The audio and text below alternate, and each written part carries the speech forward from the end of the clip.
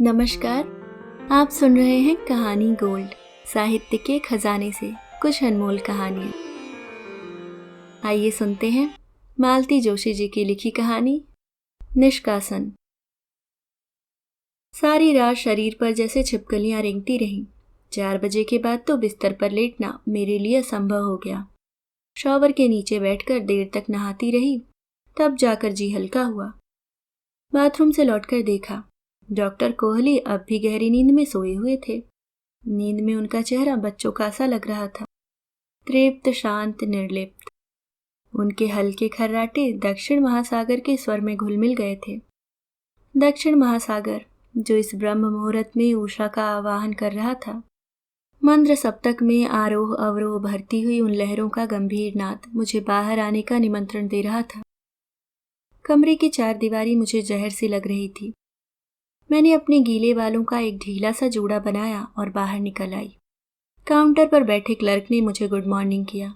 Gate पर ऊँघते से दरबान ने मुझे सलाम भी किया, पर किसी की भी आंखों में मुझे आश्चर्य या कौतूहल नहीं दिखाई दिया।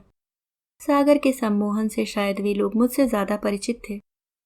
अभी पौ नहीं फटी थी, पर गीली रेत में भीड़ धीरे धीरे इकट्ठा हो रही थी।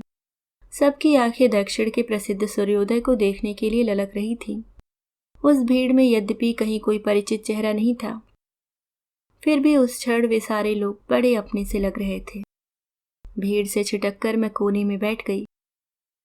जल की सिंदूरी आभा को अपने में भरती हुई मेरी आंखें विवेकानंद शिला स्मारक से जा टकराईं, जो धीरे धीरे आकार ले रहा था। जैसे जैसे दिशाएं उजली होती जा रही थीं, उसका एक एक अंग उद्भासित हो रहा था। पहले शिखर, फिर गर्भगृह, फिर सीढ़ियां। लग रहा था जैसे किसी शिल्पी ने तम का पहाड़ चीरकर एक मंदिर ऊपर से नीचे की ओर तराशना प्रारंभ किया हो। बहुत दिनों पहले गरोठ के पास धर्मराजेश्वर का मंदिर देखा था, उसी की याद हो आई। खिलखिलाहट की ध्वनि सुनकर मैंने चौंक कर सिर उठाया। कल वाली स्कूल पार्टी पूरे तट पर फैल गई थी। कल यही सब शिला स्मारक पर भी मिली थी। सारा वक्त मेरी आंखें उन्हीं का पीछा करती रहीं। उनका चहकना, खिलखिलाना, गोल गोल आंखें घुमाकर बातें करना, एक दूसरे के कंधों पर झूलकर चलना, टीचर को देखकर जीभ काट लेना, सब कुछ कितना प्यारा लग रहा था। जब तक वे लोग बोट पर बैठकर रवाना न हो गई, मैं अपलक उन्हें देखती रही। होश में आने पर देखा, डॉक्टर कोहली एक गवाक्ष के सहारे चुपचाप खड़े समुद्र को निहार रहे हैं। मुझे अफसोस है, मैंने उनके पास जाते हुए संकोच में डूबे हुए स्वर में कहा। नहीं, अफसोस की क्या बात, उन्होंने भर्राए कंठ से कहा और आगे चल दिए, जैसे अब तक मेरी ही प्रतीक्षा में खड़े हों। मैं घिसटती सी उनके पीछे चल दी। मन में एक अपराध बोध व्याप गया। मेरी वजह से आज की सारी शाम बेसुरी हो गई है। तरह तरह से मैंने उस तनाव को तोड़ने का प्रयास किया। स्मारक के दर्शन के बाद जब हम लोग बोट से इस किनारे तक आए, तब तक वे काफी नॉर्मल हो चुके थे। सुनिए, उन्हें सहज जानकर मैंने सफाई देते हुए कहा। इन लड़कियों को देखकर मुझे गुड़िया की याद हो आई थी। मैं जानती हूं कि यह ठीक नहीं, पर मैं क्या करूं? इसमें गलत तो कुछ नहीं, उन्होंने जैसे मुझे आश्वस्त करते हुए कहा। लेकिन एक बात मेरी समझ में नहीं आती। मैं बुद्धू की तरह उन्हें देखती रही। तुम्हें हर बार स्कूली लड़कियों को देखकर ही गुड़िया की याद क्यों आती है? इन 15 दिनों में मैंने यह बात कई बार मार्क की है। फ्रॉक या स्कर्ट ब्लाउज वाली किसी लड़की को देखते ही तुम्हारी आंखें पीड़ा से भर उठती हैं। क्या तुम्हारी कल्पना में वह अब भी छोटी सी बच्ची ही है? मैंने भी उसे देखा है। वह एक सुंदर युवती है, मनोहर और मासल। तुम पता नहीं क्यों उसे अब तक नन्ही मुन्नी गुड़िया ही समझती रही हो। शायद माँ की नजरों में बच्चा कभी बड़ा होता ही नहीं, ठीक है ना? शायद यही बात हो। उनके लंबे चौड़े वक्तव्य का मैंने संक्षिप्त सा उत्तर दे दिया। अब उन्हें कैसे समझाती कि साड़ी में लिपटी हुई सजी धजी यह लड़की तो बिन्नी, उसकी बुआ की विधु है। मेरी गुड़िया तो इन्हीं लड़कियों जैसी है, हिरनी की तरह कुलाचे भरने वाली, चिड़िया की तरह चहकने वाली, झरने की तरह खिलखिलाने वाली। मेरे मन प्राणों में तो उसका वही रूप है। कह भी देती तो क्या वे समझ पाते? पुरुष हैं, फिर इतने वर्ष पश्चिम में बिताकर आए हैं। पश्चिम जहाँ लोग सिर्फ वर्तमान को जीते हैं, उसे पूरी इच्छा शक्ति के साथ भोगते हैं। तभी तो इतना खुलकर हंस पाते हैं। कौन कह सकेगा कि डॉक्टर कोहली अमेरिका में अपनी पत्नी और 2 बेटे छोड़कर आए हैं। जो बीत गया उसके लिए कोई कसक नहीं, मलाल नहीं। अतीत के लिए बिसुरना तो हमारे हिस्से में आया है। बड़ी मुश्किल से अपने को समेटकर मैं पूरे मन से एंजॉय करने का निश्चय कर चुकी थी, पर कन्याकुमारी की प्रतिमा के सामने जाकर फिर बिखर गई। मन सुंदर अतीत में दौड़ गया, जहाँ स्कूल में वार्षिकोत्सव में मदन भस्म संगीतिका में अभिनय करने के लिए वह पार्वती के रूप में सज धज कर तैयार बैठी थी। मैं कैसी लग रही हूँ मम्मी? मुझे ग्रीन रूम में देखते ही उसने पूछा था।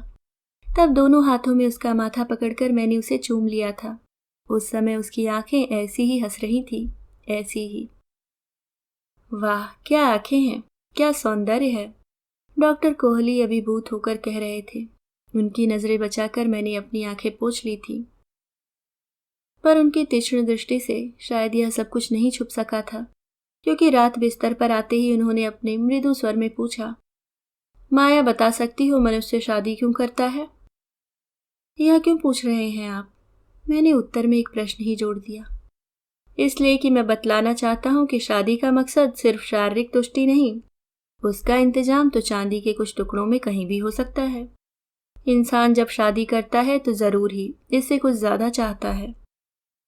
तो क्या आपको वह नहीं मिल रहा? मैंने कांपते स्वर में पूछा। नहीं, उन्होंने दो टूक जवाब दिया। उल्टे मुझे रोज ऐसा लगता रहा है जैसे मैंने तुम्हारे साथ बलात्कार किया हो। कोई भी शरीफ आदमी इस भावना के साथ खुश नहीं रह सकता। क्या यह शादी तुम पर थोपी गई है? मैंने नकारात्मक ढंग से सिर हिला दिया, पर उनकी आंखों में आत्मविश्वास बराबर झलकता रहा। दरअसल बात यह है कि पिछला सब कुछ एकदम भूलना मेरे लिए मुश्किल है। मैंने कहने का प्रयास किया, पर मेरी बात काटते हुए उन्होंने पूछा, भूलने के लिए कौन कहता है? कम से कम हम हिस्सा तो बटा ही सकते हैं। सच तो था, उन्होंने भी तो मुझे अपने प्रेम की असफल विवाह की दास्तान सुनाई थी। यह भी बतलाया था कि वहां की आपाधापी से ऊबकर वे अब एकदम शांत जीवन बिताना चाहते हैं। इसलिए उन्होंने महाराष्ट्र के एक सुदूर ग्राम में अपनी डिस्पेंसरी खोल रखी है। नरेंद्र की असमय मृत्यु के दाग को छोड़ दिया जाए तो मेरे वैवाहिक जीवन की स्मृतियां माधुर्य से ओतप्रोत थीं, जिन्हें अपने एकाकी जीवन में भी मैंने अपनी कल्पना में ही कई कई बार जिया है। इसलिए मेरा मनोबल कभी टूट नहीं सका। लेकिन अब वे सारी बातें कितनी दूर की लगती हैं। पिछले 2-3 वर्षों से मन पर एक ही नाम रह गया है, एक ही कसक, एक ही पीड़ा रह गई है, और वह है गुड़िया, मेरी विधु, मेरी बिटिया। कभी कहने पर भी आऊं तो क्या सिलसिलेवार यह सब बता पाऊंगी मैं? बड़े फूहड़ ढंग से रात उन्हें अपने सर्वात्म समर्पण का विश्वास दिलाती रही। उन्हें शायद संतोष भी हो गया हो, पर मुझे अपने से ही संतोष नहीं था। सच तो यह था कि सैकड़ों योजन की मानसिक दूरी के साथ जब दो शरीर मिलते हैं तो उस मिलन में कोई मांगल्य, कोई सौंदर्य, कोई अर्थ नहीं रह जाता। सोचती हूँ जिस तरह उसने मुझे उपेक्षित करके अपने लिए एक नया संसार खड़ा कर लिया है, मैं क्यों नहीं कर सकती? लेकिन दोनों की स्थितियों में अंतर भी तो है। मैं माँ हूँ, वह बेटी है। उसे तो नदी के जल की तरह हमेशा आगे ही दौड़ना है, मुझे तो किनारों की तरह सिर्फ अपनी बाहें फैलाए रखना है। सभी की लड़कियां एक दिन पराई हो जाती हैं, इसलिए तो विधु के जन्म पर मैं फूट फूट कर रोई थी। 2 बच्चों को मृत अवस्था में जन्म देने के बाद यह सिजेरियन का अंतिम चांस था। तब अम्मा ने समझाया था, पगली, रोती क्यों है? जैसी ममता बिटिया करती हैं ऐसे लड़के थोड़े ही करेंगे। लड़की कहीं भी रहेगी तो तेरे लिए 8-8 आंसू रोएगी। लड़के तो घर में रहेंगे तब भी आंख उठाकर न देखेंगे। शायद अम्मा अपने अनुभव के बोल सुना रही थी। इसका प्रमाण मुझे मिला जब नरेंद्र अचानक हमारे बीच से उठ गए थे। बीमारी में बड़े धैर्य से उनकी शुश्रूषा करने वाली मैं एकदम टूट गई थी। तब इस 9 वर्ष की छोकरी ने मुझे माँ की तरह सहारा दिया था। पिता की मृत्यु का दुख किसी दार्शनिक की तरह पीकर वह मेरी देखभाल करती रही। शोक प्रदर्शन करने के लिए आने वाली भीड़ से, रास्ते पर लोगों की करुण दृष्टि से, नाते रिश्तेदारों के व्यंग बाणों से, बड़े कौशल से मुझे इन सब से बचाती हुई वह उबार लाई थी। उसकी मजबूत बाहों का सहारा पाकर मैंने पतवार फिर थाम ली थी और जिंदगी बड़े आराम से पार हो रही थी। फिर 23 मार्च का वह शुभ दिन आया। हाँ, ठीक 23 मार्च ही था वह। इतने दिनों बाद भी वह तारीख ऐसे याद है जैसे कल की ही तो बात हो। गुड़िया की परीक्षा चल रही थी, हायर सेकेंडरी बोर्ड की। रोज की तरह दफ्तर से लौटते हुए मैंने पेस्ट्री, संतरे, मक्खन की टिकिया खरीदी। एक माधुरी का अंक और एक दो पॉकेट बुक्स भी बैग में छिपा कर रख ली। कल आखिरी पेपर थे। परीक्षा खत्म होते ही उसे कुछ न कुछ पढ़ने को चाहिए। घर एकदम सुनसान था। आठों पहर चीखने वाला रेडियो भी चुप था और उसकी हर धुन पर थिरकने वाली गुड़िया का कहीं पता नहीं था। सारी चीजें रसोई की अलमारी में रखकर मैंने चाय का पानी चढ़ाया और उसे आवाज दी, पर कोई उत्तर नहीं आया। चाय छानने के बाद मैं खुद ही दोनों कप लेकर चारों कमरों में घूम आई। मेम साहब सुस्त होकर आराम कुर्सी पर पड़ी हुई थी।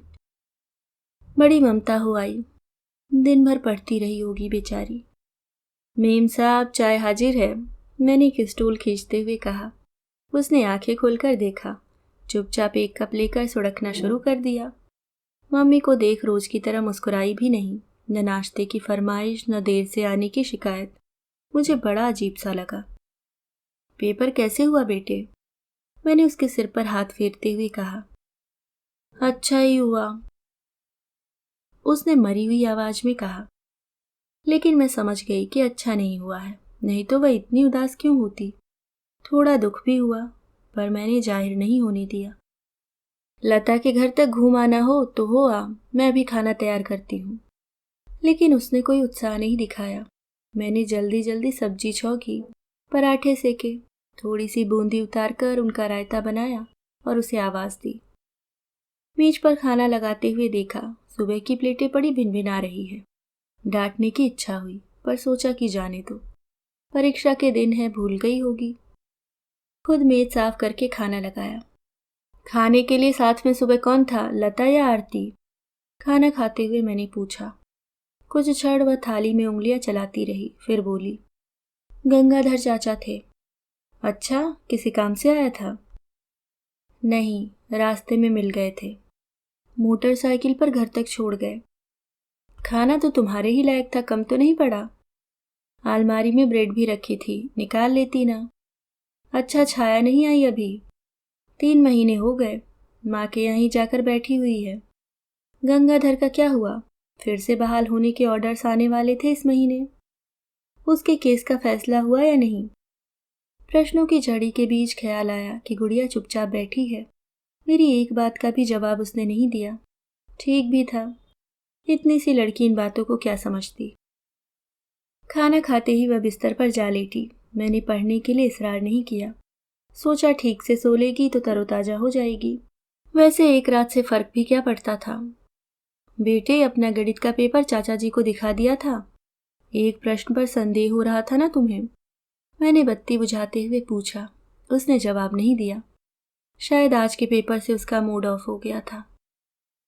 कोई बात नहीं, फिर कभी आएंगे तो दिखा देना, मैंने तसल्ली देते हुए कहा। फिर कभी आएंगे तो धक्के मारकर निकाल दूंगी घर से। क्या यह गुड़िया की ही आवाज थी? मैंने दोबारा बत्ती जलाई। वह अपने बिस्तर में बैठी गुस्से से तमतमा रही थी। ऐसा नहीं कहते बेटे। उस आदमी को तुमने घर में भी घुसने दिया तो मुंह नहीं देखूंगी, उसने दांत पीसते हुए कहा। लेकिन ऐसा हुआ क्या है? क्या हुआ है देखोगी? कहते हुए उसने तड़ातड़ अपने ब्लाउज के बटन खोल डाले। उफ, कोई इतना वहशी हो सकता है? मैंने सहम कर अपनी आंखें बंद कर ली।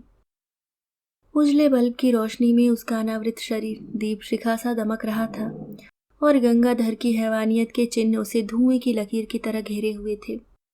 मैंने दोबारा आंखें खोली।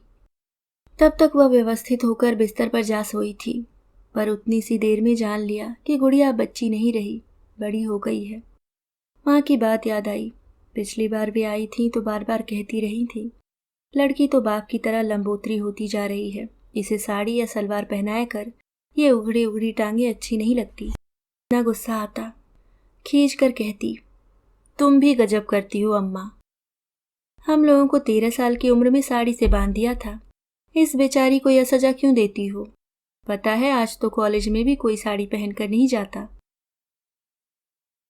अम्मा तुनक कर कहती, आजकल के क्या कहने, इनका बस चले तो फिराक पहना ही भावरे पड़वा ले। घर में गंगाधर, डॉक्टर साहब या अन्य कोई परिचित आते तो वे भुनभुनाती रहती, लड़की को समझाया कर, जरा इनसे दूर ही रहा करे। ये 24 घंटे चोटी खींचना, गला मसलना, पीठ पर धौल जमाना मुझे अच्छा नहीं लगता।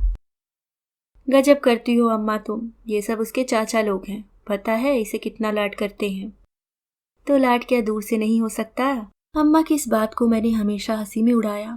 ऐसी उटपटांग बातों से लड़की का दिमाग खराब करने की इच्छा कभी नहीं हुई। क्या यह मैंने ठीक किया था? उसे अपनी गोद में भरते हुए मैंने कांपती आवाज में कहा, डॉक्टर आंटी को आवाज क्यों नहीं दे ली बेटे? ओह मम्मी, मुझे क्या मालूम था। वह विलनों का सा व्यवहार करने लगे, बैठे ही बैठे एकदम बदतमीजी पर उतर आए। फिर मुझसे अलग होते हुए बोली, मैंने भी वह सबक सिखाया है कि जिंदगी भर याद रखेंगे। मैं कोई मिट्टी का लौंदा नहीं हूं कि जो चाहे मुझे रौंद कर चला जाए। उसका वह आवेश, वह रोष, वह रूप मेरे लिए एकदम नया था। अनुभव के क्षण उसे एकदम बड़ा कर गए थे, और अनुभव भी कितना भयानक। बेचारी अब कभी जान नहीं पाएगी कि पुरुष का स्पर्श कितना मंगल, कितना पवित्र, कितना रोमांचक होता है। इस दुर्दित की स्मृति हमेशा एक काली छाया की तरह उसके अनुभवों के आसपास मंडराती रहेगी। हाय गंगाधर, तुमने यह क्या किया? इसके लिए मैं जिंदगी भर तुम्हें माफ नहीं कर पाऊंगी। कल तक गंगाधर मेरे लिए स्नेह का, सहानुभूति का पात्र था। बेचारा 8-10 महीने से मुअत्तिल होकर घर पर बैठा हुआ था।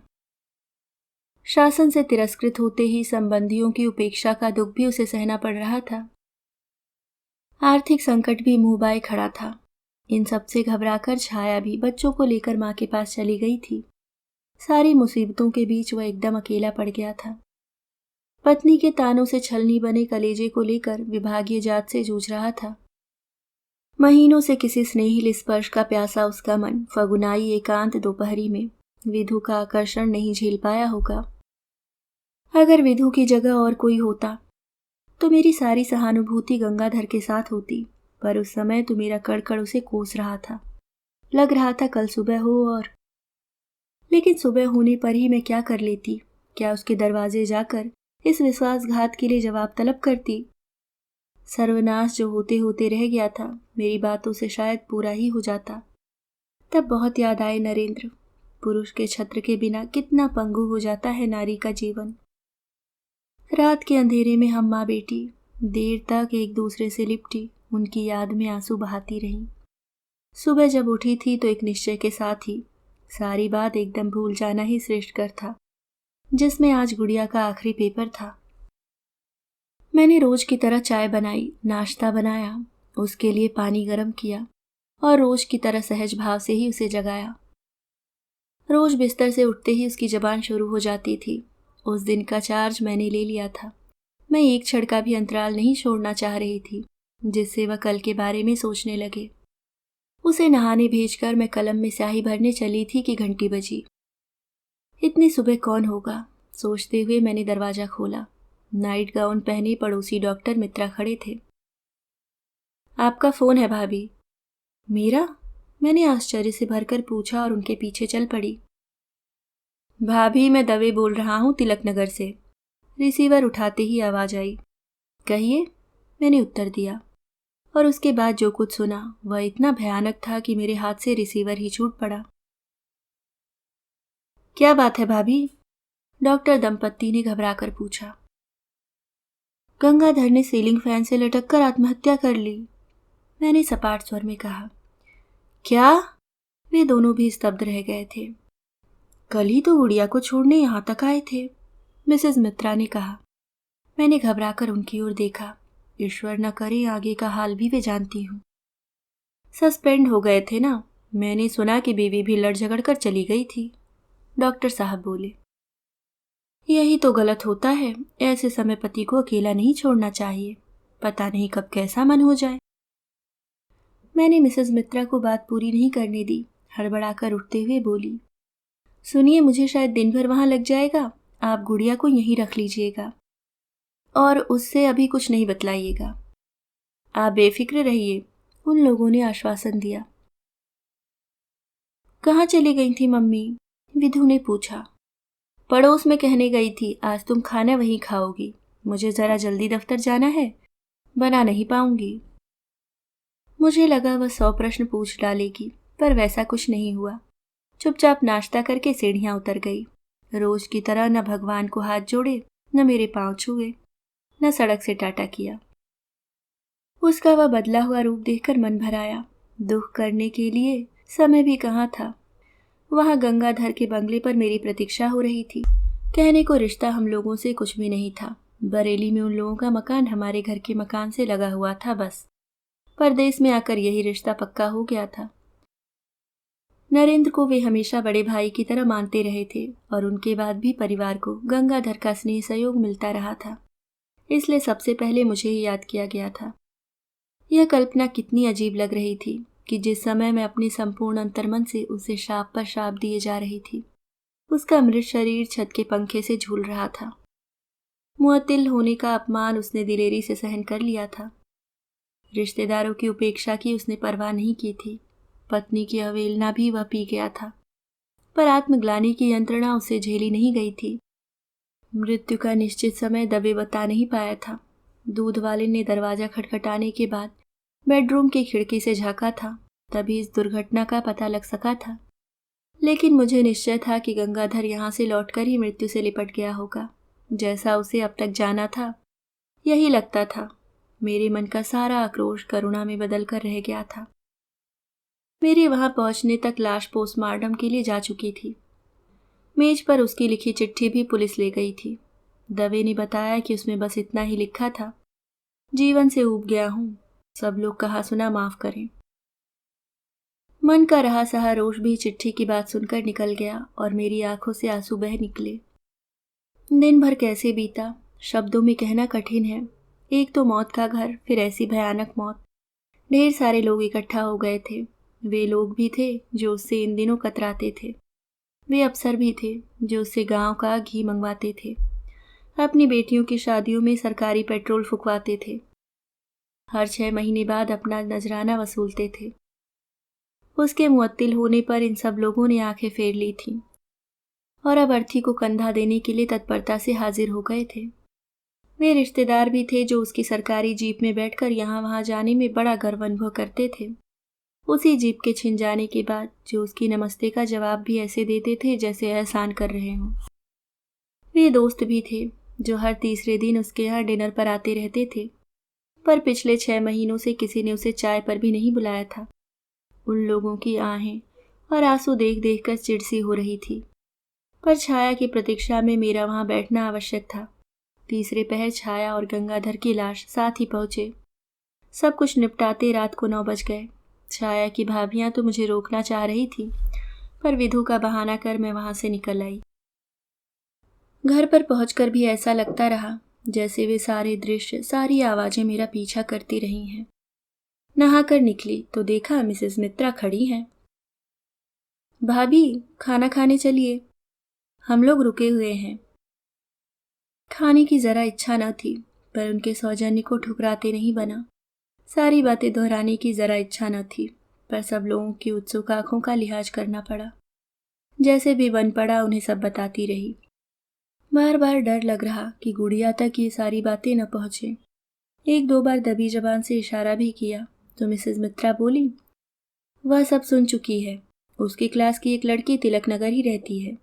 उसने सुबह ही यह खबर उसे दे दी है। ऐसी बातें छिपती थोड़े ही हैं।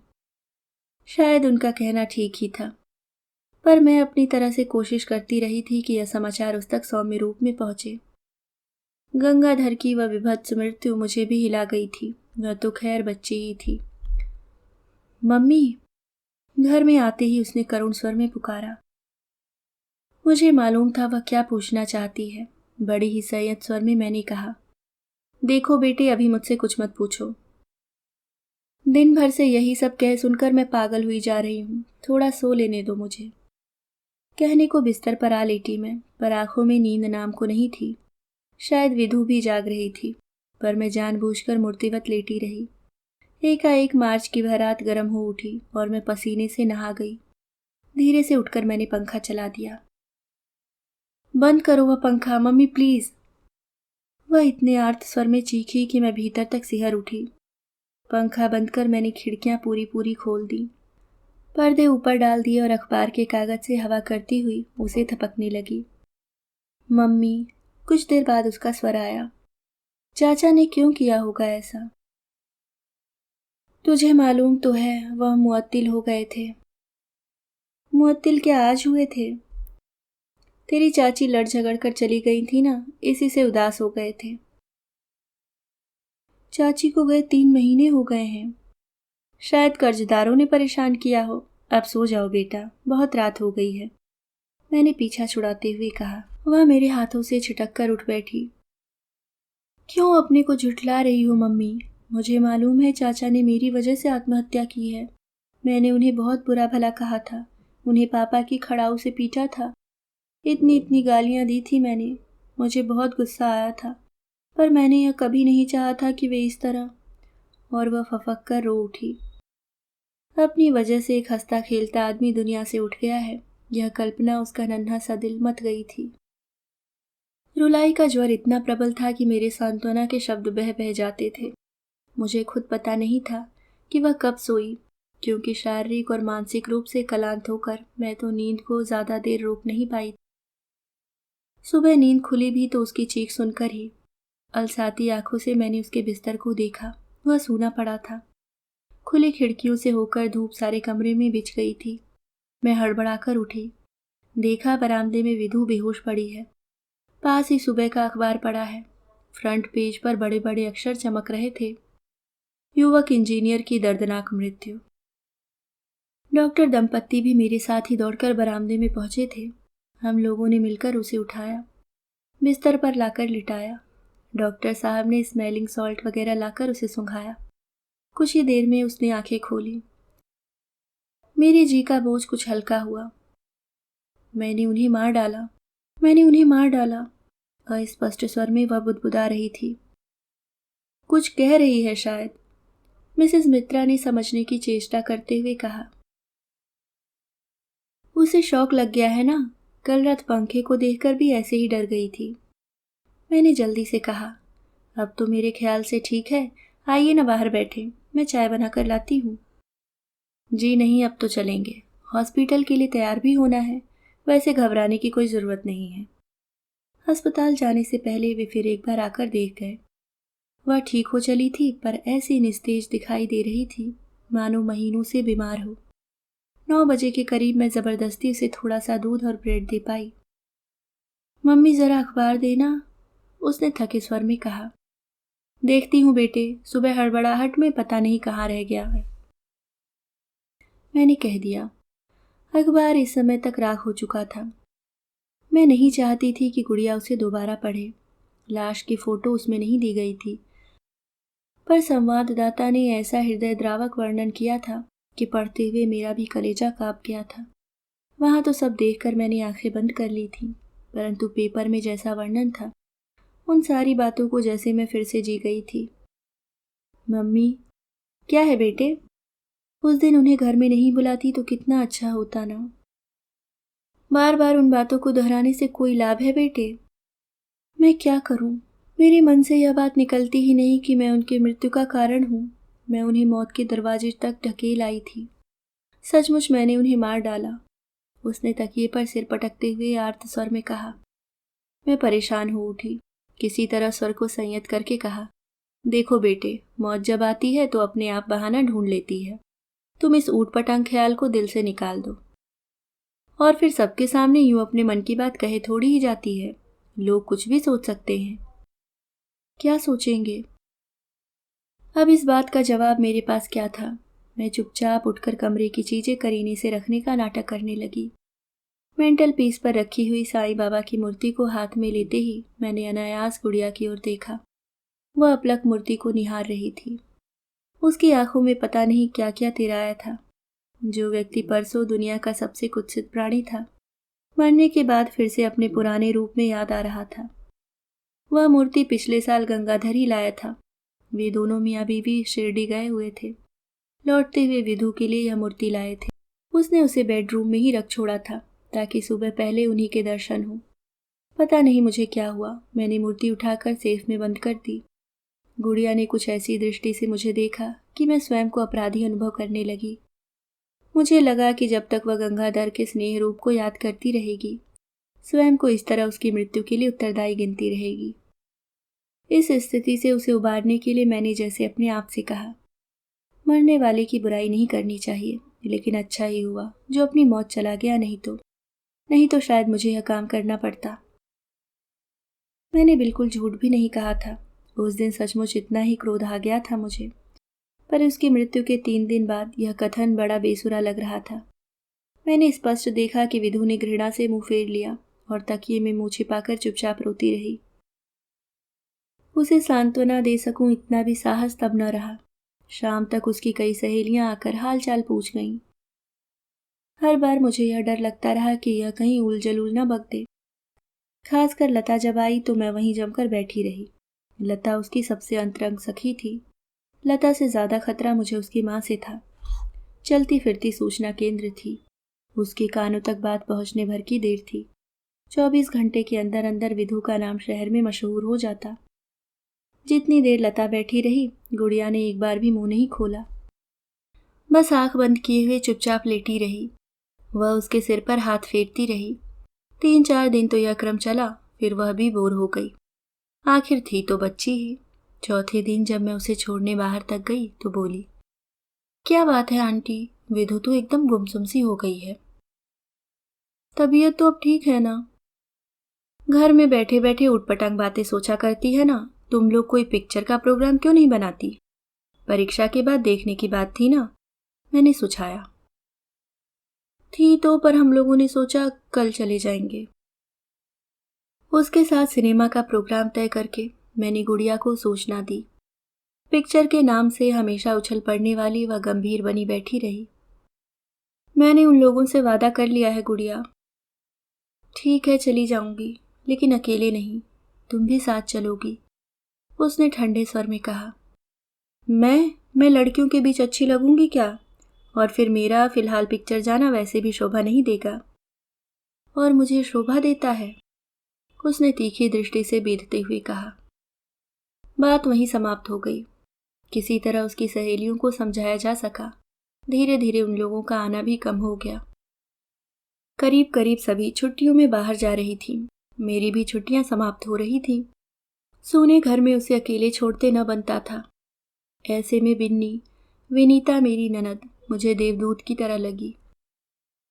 गुड़िया की बीमारी की खबर सुनकर दिल्ली से दौड़ी चली आई थी। अपनी लाडली बुई को देखते ही उसके चेहरे पर चमक आ गई थी। बिन्नी के साथ पराग निहार भी थे ही।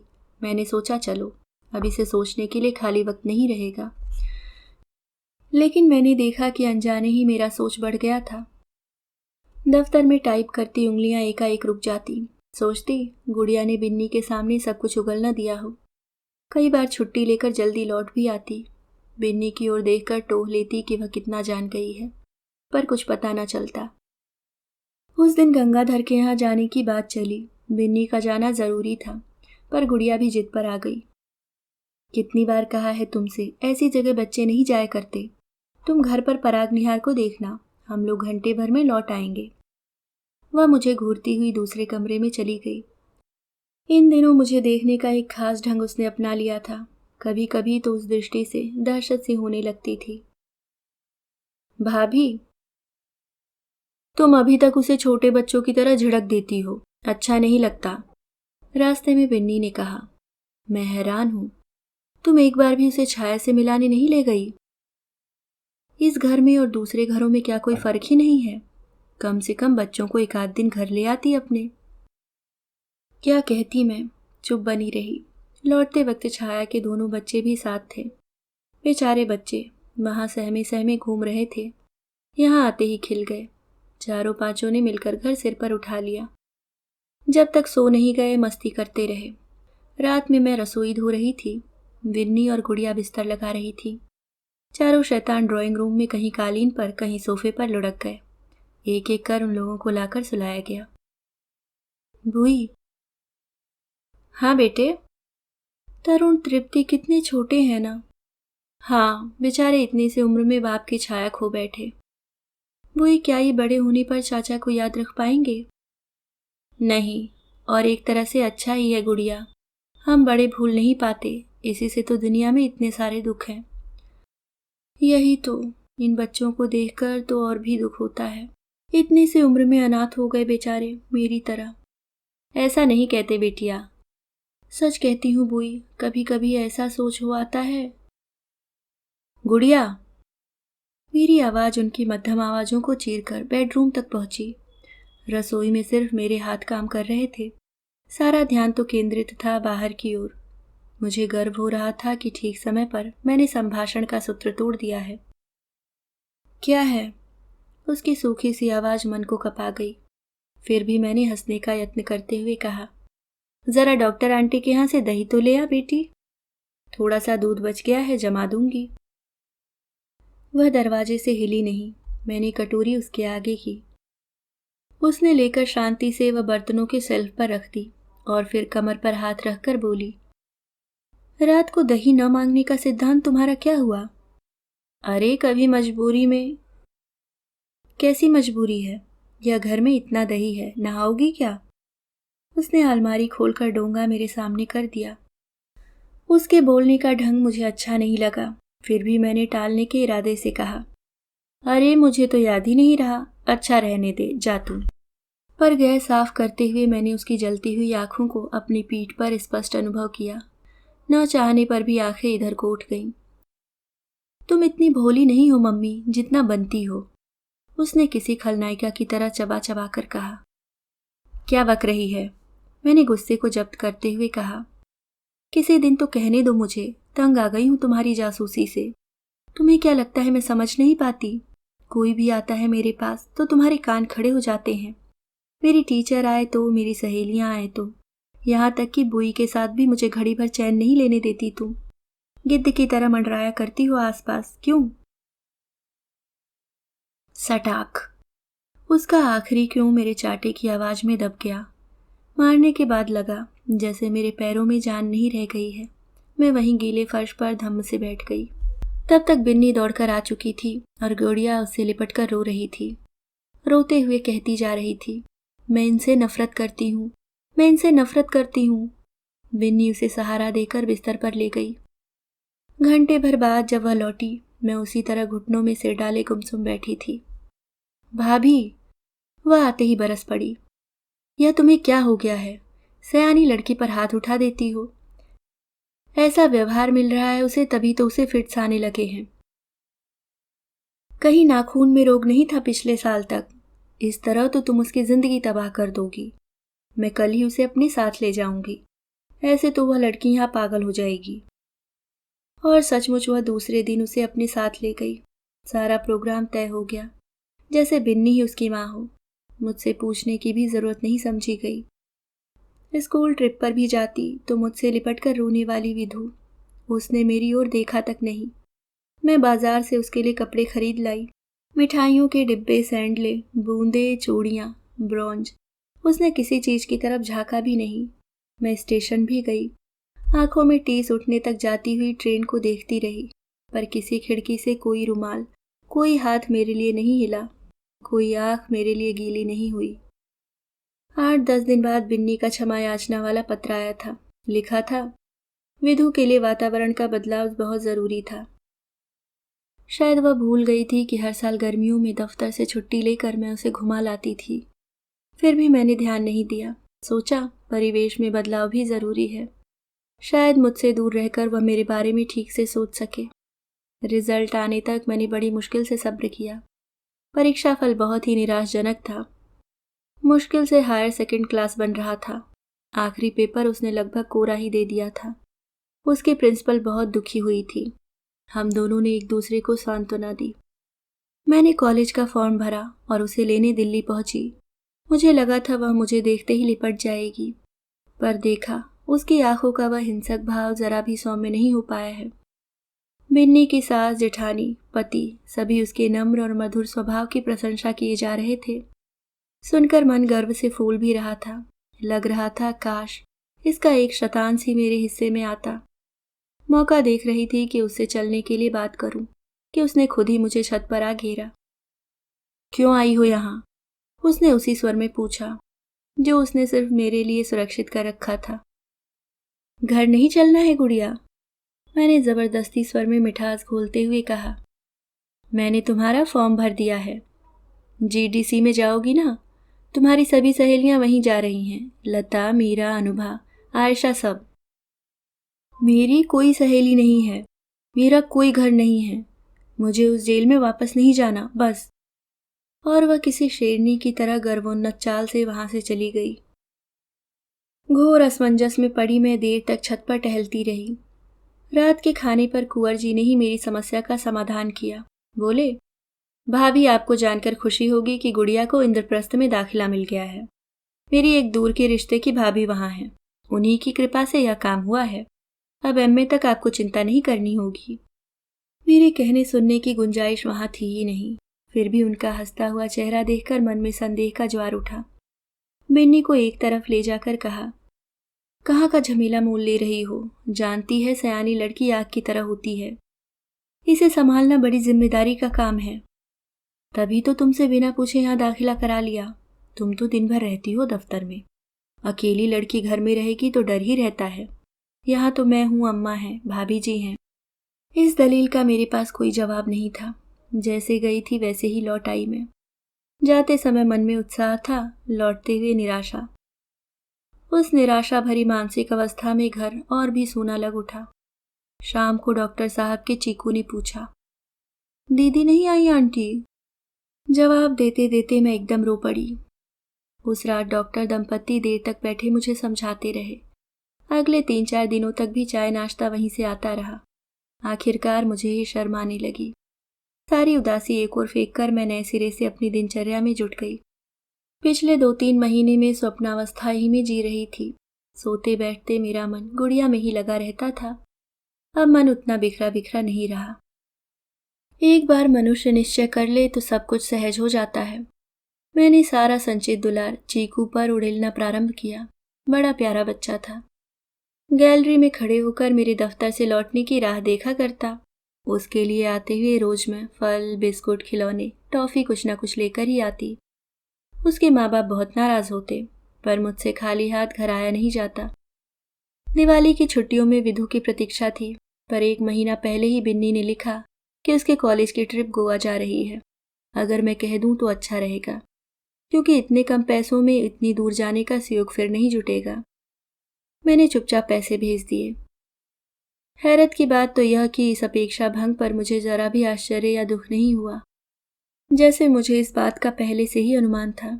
यूं दिवाली से पहले पहले सारी ट्रिपें लौट आया करती हैं, पर बिन्नी वगैरह को असमंजस से बचाने के लिए मैंने लिख दिया है कि मैं भी दिवाली भैया के यहाँ ही कर रही हूँ, और अम्मा से मिलने चली गई। क्रिसमस की छुट्टियों में बिन्नी खुद उसे लेकर आई। इन 6 महीनों में वह एकदम बड़ी सी लग उठी थी। दिल्ली की पॉलिश उसकी बोलचाल में, रहन सहन में आ गई थी। वह निश्चय ही पहले से अधिक सुंदर हो गई थी, पर साथ ही यह लगता रहा कि यह मेरी गुड़िया नहीं है, बिन्नी की लड़की है। लगा कि बाजार से अपनी पसंद की चीज लाकर उसे पहनाने का अधिकार मेरा नहीं रहा। जाते हुए बिन्नी की तरह उसके हाथों पर मैंने भी रुपए रख दिए थे। वह 10-12 दिन रही, पर एक भी दिन हम लोग निकट नहीं आ सके। वह और मैं दोनों ही अकेले में सामने पड़ने से कतराते रहे। जाने से पहले एक दिन मैंने ही हिम्मत करके कहा था, विधु, गर्मी की छुट्टियों का क्या प्रोग्राम है? वह सिर्फ मुझे घूरती रह गई थी। क्या दिल्ली में ही बनी रहोगी? कम से कम छुट्टियों में तो बाहर जाया करो। यहाँ ना आना चाहो तो नागपुर चली जाना मामा जी के पास, नहीं तो किसी दिन बिन्नी के घर वाले बोर हो जाएंगे। वह कुछ सोचकर बोली, ठीक है, मामा जी के पास चली जाऊंगी, पर एक शर्त है, तुम नहीं जाओगे मेरे साथ। यह बात कहते कहते उसकी आंखों में वैसा ही हिंसक भाव तैराया था। उसकी इन आंखों से मुझे डर सा लगने लगा था। कई बार लगा इसे किसी मनोचिकित्सक के पास ले जाऊं। दिल्ली में थी तो एक बार बिन्नी से दबी जबान से चर्चा भी की, लेकिन वह मुझ पर बरस पड़ी। भाभी, उसे कुछ नहीं हुआ है, वह सिर्फ तुमसे नाराज है। इसका कारण जो भी रहा है, पर वह एकदम नॉर्मल लड़की है। ऐसी वैसी जगह उसे दिखाती फिरी तो कल को जरूर पागल हो जाएगी। किसी को भनक भी पड़ गई तो कल को शादी होनी मुश्किल हो जाएगी। शायद बिन्नी ठीक ही कहती थी। इन दिनों मुझे छोड़कर शायद सभी ठीक थे, लेकिन मेरी हर बात काटी जाती थी। विधु का हितहित जैसे मुझसे ज्यादा ये लोग समझते थे। मुझसे तो खैर वह नाराज थी ही, पर छुट्टियों में न वह अपनी सहेलियों से मिली, न स्कूल में मिलने गई, न पड़ोसियों के निमंत्रण स्वीकार किए। उसकी प्रिंसिपल को तो खैर मैंने समझा दिया कि रिजल्ट खराब होने की वजह से वह आपके सामने नहीं आ रही, पर और लोगों की राय को मैं नहीं बदल सकी कि दिल्ली जाकर विधु घमंडी हो गई है। उन लोगों के जाने के बाद की बात है। रविवार की सुबह मैं डॉक्टर साहब के यहाँ बैठी हुई थी। यूं तो मेरा अधिकतर समय वहीं बीतता था, पर उस रोज डोसा इडली का प्रोग्राम था। मैं विशेष रूप से निमंत्रित थी।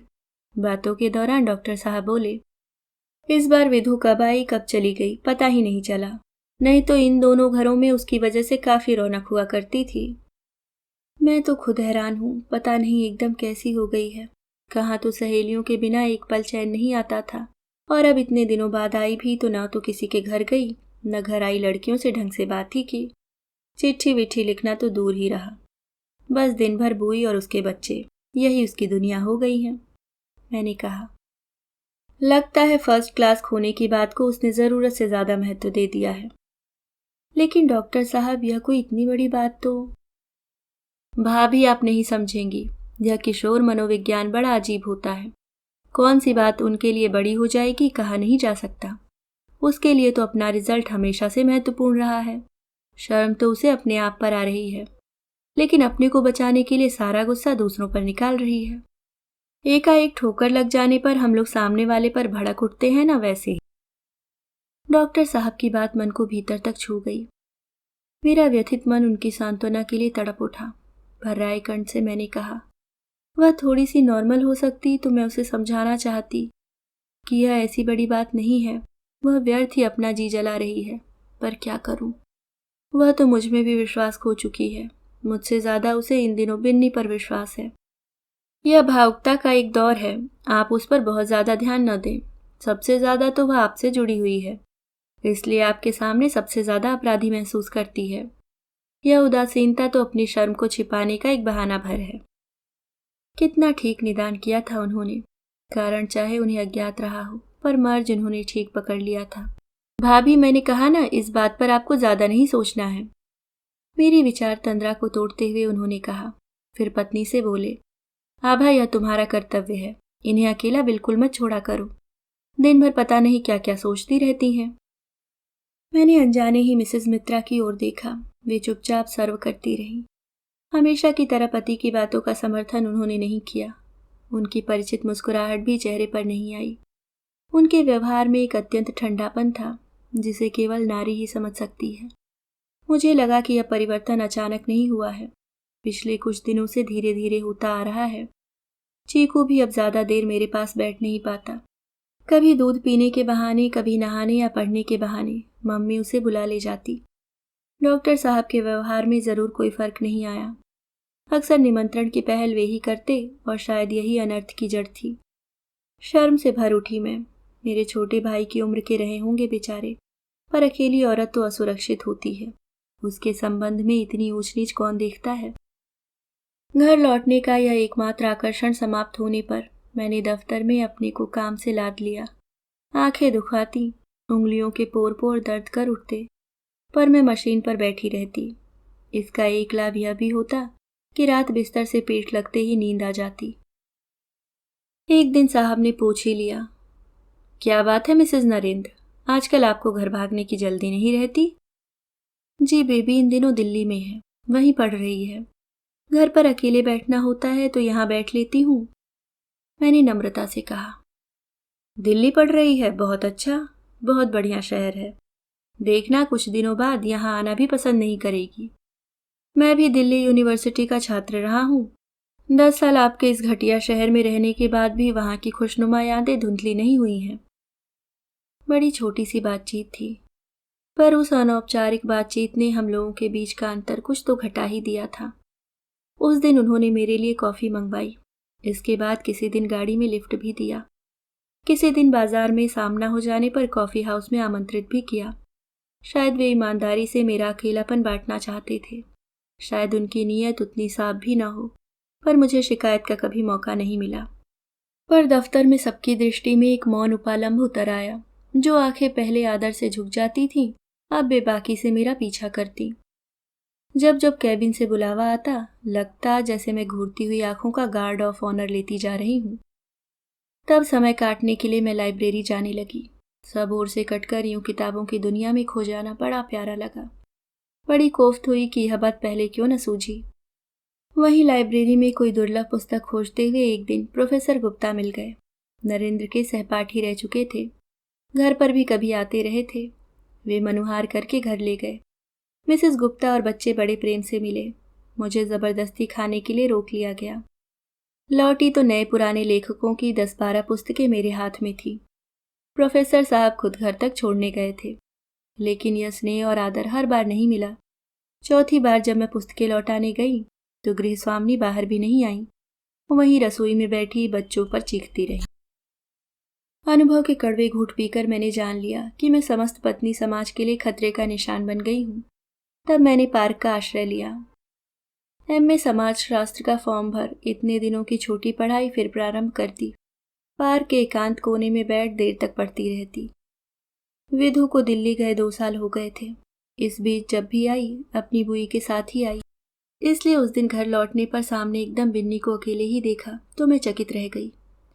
अरे कब आई? दोपहर को। तो फोन क्यों नहीं कर दिया? मिसेस मित्रा बोली तुम शायद दफ्तर में मिलोगी नहीं। मैंने ताला खोला। वह मेरे पीछे पीछे घर में आई। जरा साड़ी बदल लूं बिन्नी, बस 1 मिनट में खाना बनाती हूँ। भाभी मैंने पड़ोस में खा लिया है। मिसेस मित्रा बोली तुम कई बार बाहर ही खाकर आती हो, तुम्हारे लिए तो बना ही देती। परीक्षा दे रही हो क्या? उसने मेरी पुस्तकें उलटते पलटते हुए पूछा। हाँ मिसेस मित्रा ने यह नहीं बताया क्या तुम्हें? मेरी आवाज कुछ ज्यादा ही तल्ख हो गई थी। मैंने गैस जलाकर कॉफी बनाई।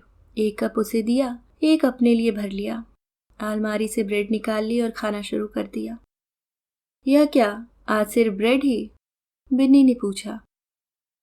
हाँ, जिस दिन बाहर नहीं खाती घर पर इसी से पेट भर लेती हूँ। रात बिस्तर पर आते ही उसने कहा, भाभी तुम्हें शायद मिसेस मित्रा की बात बुरी लग गई, पर तुम किसी के मुंह पर हाथ तो नहीं रख सकती ना। उनकी जगह तुम होती, तुम भी यही करती, क्योंकि कोई भी औरत इतनी दरिया दिल नहीं हो सकती। मैं बेवकूफ़ों की तरह सिर्फ उसे देखती रही। वह अपनी रौ में कहे जा रही थी, हम लोग कोई महात्मा नहीं हैं, हाड़ मांस के मनुष्य हैं।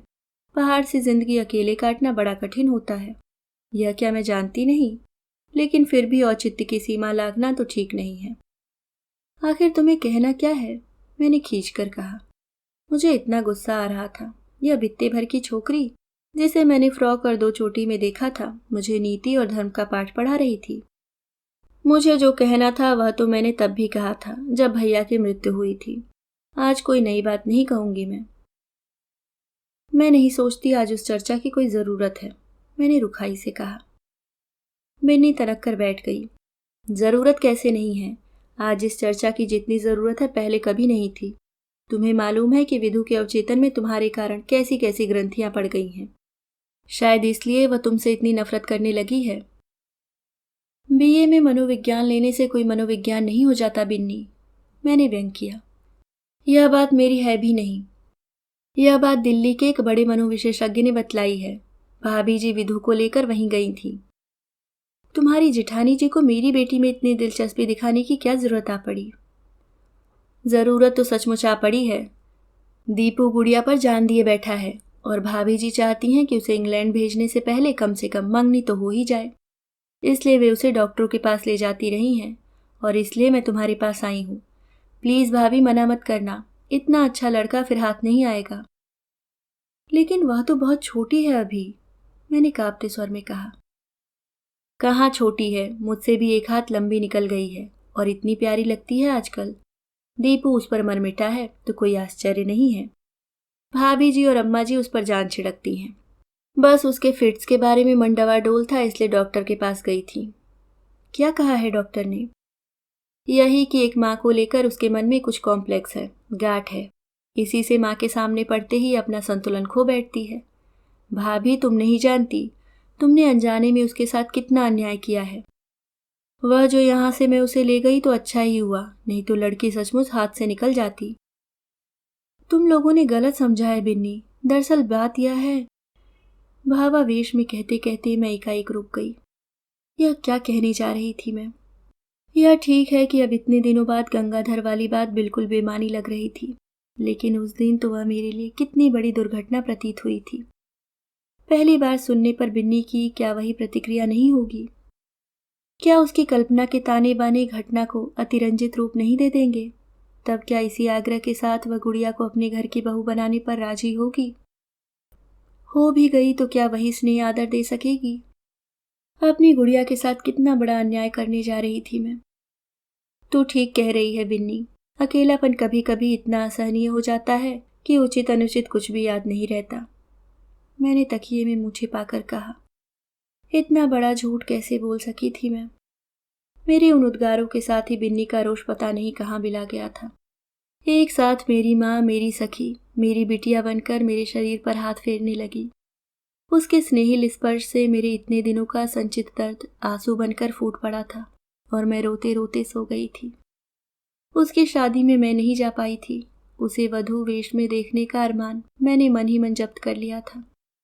रिश्ते के देवर कन्यादान कराए थे। तैयारी सारी बिन्नी ने ही की थी। मैंने सिर्फ रुपए भेज दिए थे। अपनी सारी संचित पूंजी मैंने लुटा दी थी। जीने का कोई अर्थ बाकी नहीं रहा था। फिर भी मैं मर नहीं सकी थी। एक आशा थी कि कल को गुड़िया माँ बनेगी, अपने ही रक्त मांस का पिंड उसकी गोद में खेलेगा। तब शायद वह जान सकेगी कि माँ के लिए छोटे छोटे भय भी कितने बड़े हो उठते हैं। उस दिन उसे मेरी याद अवश्य आएगी। तब अगर मुझे नहीं पाएगी तो उसकी हंसी में हमेशा के लिए ग्रहण लग जाएगा। उस दिन की प्रतीक्षा में मुझे जीना था और इस प्रतीक्षा को सफल बनाने के लिए मैंने मिसेस कोहली बनना स्वीकार कर लिया था। अखबारी कागज पर चलकर यह रिश्ता मेरे पास आया था, इसलिए इसने मेरा तन ही बांधा था। मन अब भी अतीत के गलियारों में भटक रहा था। सूरज के तीखी किरणों ने मुझे वर्तमान में लापटका। कन्याकुमारी का प्रसिद्ध सूर्योदय मैं देख नहीं पाई थी। खुली आंखों से भी अंधी बनी रह गई थी मैं। भागी भागी मैं होटल की तरफ वापस आई। संकोच के साथ मैंने कमरे में प्रवेश किया। डॉक्टर कोहली शेव कर रहे थे। कहाँ गायब हो गई थी? मैं तो पुलिस में रिपोर्ट देने जा रहा था, उन्होंने मजाक किया। सूर्योदय देखने गई थी। कैसा लगा? कुछ खास नहीं, कल आपके साथ देखूंगी, शायद अच्छा लगे। क्या इसे मैं अपनी तारीफ मानूं? उन्होंने मेरी आंखों में सीधे देखते हुए कहा, पर दूसरे क्षण उनका चेहरा शरारत भरी मुस्कुराहट से दमक उठा और मैंने स्वस्ति की सांस ली। सुनो, चाय आकर लौट गई है। नीचे जाकर चाय के लिए भी कह देना और कैंटीन से एक पैकेट सिगरेट का भी लेती आना। चाय के लिए कहते हुए बेहद संकोच हुआ मुझे। बेचारे मेरे लिए अब तक रुके रहे और सिगरेट लेते हुए तो मेरी ग्लानि की सीमा ही नहीं रही। 15 दिन में मैं यह जान नहीं पाई थी कि डॉक्टर कोहली कौन सी ब्रांड पीते हैं। ऊपर पहुंची तो चाय लग चुकी थी। डॉक्टर कोहली अखबार हाथ में लिए मेरा इंतजार कर रहे थे। सॉरी कहते हुए मैंने तत्परता से चाय बनाई और हम लोग दुनिया जहान की बातों में खो गए। मुझे मालूम था कि चाय के बाद वे फौरन सिगरेट की तलब करेंगे। मैंने फुर्ती से उनका चांदी का सिगरेट केस उठाकर पैकेट की सारी सिगरेट उसमें डाल दी और पैकेट छिपा लिया। वे अखबार में खोए हुए थे। सिगरेट केस बंद करते हुए मुझे लगा मैंने अंदर कुछ देखा है। मैंने दोबारा उसे खोला। ढक्कन के अंदर की तरफ एक तस्वीर थी। 2 गुलाब के फूल मेरी तरफ देखकर हंस रहे थे। उनकी आंखें झील की तरह नीली थीं, शायद अपनी माँ की तरह, पर बाकी सारे नाक नक्श हूबहू अपने पिता की तरह थे। मैंने अनायास ही उनकी तरफ देखा। अखबार एक ओर पड़ा था और उनकी आंखें दीवार पर लगे एक कैलेंडर में टंग गई थीं। मैं समझ गई थी कि उन आंखों में मदुरा का मीनाक्षी मंदिर नहीं है। उन आंखों में उस वक्त टेक्सास के किसी नगर की छवि है। उस नगर का एक साफ सुथरा मोहल्ला, उसी मोहल्ले में एक प्यारा सा घर, उसमें एक अप्सरा सी पत्नी, उस पत्नी की गोद में 2 फूल से बच्चे। खट, मैं चौंकी। उन्होंने केस में से एक सिगरेट निकालकर उसे बंद किया था। वे बड़े सहज भाव से उसे सुलगा रहे थे, पर इस सहजता के पीछे कितना प्रयास था, मेरी पारदर्शी आंखों ने देख लिया था। एकाएक उन पर मुझे ममता हो आई। पुरुष होने का कितना बड़ा दंड भुगत रहे थे, वे मन भरकर रो भी नहीं सकते थे। एकाएक उनका सारा दुख बांट लेने की इच्छा हो आई। व्यर्थ ही उनसे अपना दर्द छिपाती फिर रही थी मैं। वे भी तो मेरी तरह निर्वासन का दंड भुगत रहे थे, मेरी तरह अपने स्नेह के साम्राज्य से निष्कासित थे। बैरा जब चाय की ट्रे उठाकर ले गया तो मैं उठकर उनकी कुर्सी की बांह पर बैठ गई। उनके बालों में धीरे से अपने होठ छुआते हुए मैंने कहा, कल गुड़िया के बारे में पूछ रहे थे ना, सुनिएगा। आप सुन रहे थे मालती जोशी जी की लिखी कहानी निष्कासन।